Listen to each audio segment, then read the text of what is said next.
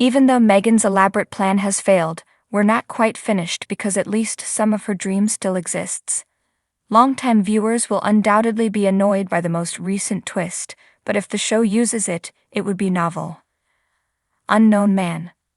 So the Megan saga has reached its conclusion. Stephanie is receiving calls from her mother, Megan is playing with hope, and Marlena is already being forced to attempt to mediate the arguments between Eric and Belle.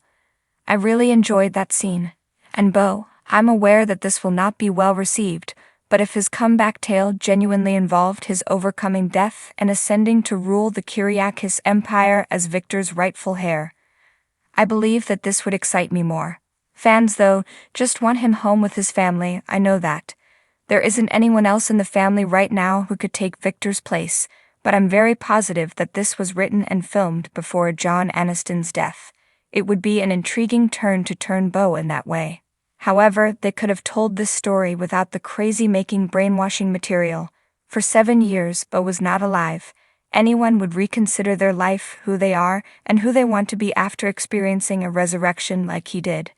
We already know that this plot to construct an empire via youth serum would fail, so that would heighten the stress. Beau's reaction isn't only a result of trauma, it's also the result of his brain being jumbled, so it will eventually reverse itself. This new Beau material ultimately seems to be meaningless because it prolongs his reunion with Hope. That being said, is it just me, or am I kind of rooting for a Beau/Steve fight? A mystery in Salem? Meanwhile, do any of you actually think Sloane broke into Polina's office and ransacked it? What are they looking for if nothing was taken? It's such a clumsy move. However, the cutout note gives it the impression that it was more intended to terrorize than anything else. That being the case, it completed its task. Still, that doesn't seem to be Sloane's style. In addition, it's never what happens when something is that clear and the show, or Polina, forces it down your throat. Sloane did make reference to a sibling when asked about the perpetrator. Then there is TR's historic well. Polina recently brought him up with Talia again, claiming that if she could endure his abuse, she wouldn't be the kind to experience a panic attack. We're all getting a little tired of the death circle, but it doesn't have to be TR who broke into her office. Perhaps someone who knew him and believes Polina is to blame for his passing. Please refrain from raising him from the dead. Disconnections in love. Second unpopular viewpoint to Chloe and Xander. I say yes. I don't sense any sparks flying, nevertheless they are being forced together. Or, to be more precise, Leo is forcing them together to the point where they will end up hooking up since no one else in town will want to be associated with them. Even though Gwen and Sarah are no longer together and Brady and Philip are no longer together, let's try something else. I don't think they have the capacity for a serious partnership, but yes please. But let's get back to my issue. It seems like the show never really gives anyone an opportunity to delve deeply. Either matches are designed to be superficial on purpose, in order to stop feeling hollow like Wendy/Johnny and even Gabby/Stefan's reunion, Eric/Sloane, Gwen/Alex, or they just aren't permitted to ever like that between Eric and Sloane, make it obvious that something more is developing.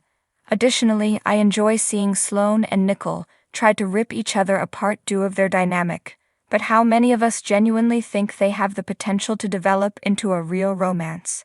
Eric has switched from Jada to Nicole to Sloane since being defrocked once more. Nothing has had time to come together. Why do we assume anything different in this case?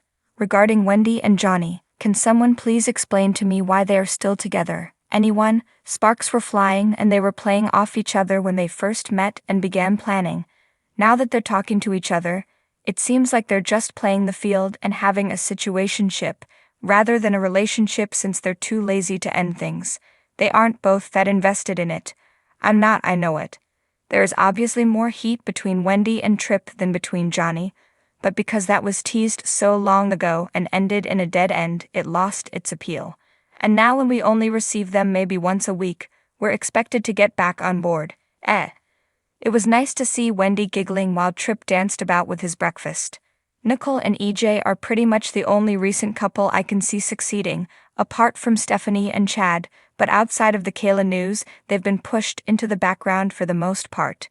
But primarily EJ is to blame for that. she is not his end goal because Sami won't ever return, at least not permanently. Nicolo ought to make a fantastic match. She has a lengthy criminal history, almost as extensive as EJ's, as Eric noted. But she would have to give up worrying about Eric, and success with that. Eric, I know you're embracing the ladies' guy stereotype, but my eyes are up here, and if you don't look me in the eyes, I'm going to whack you. Hard. Photo by Jill Johnson for JPI. Thanks for watching this video. Please subscribe to our channel, Daily Bulletin News, and stay with us.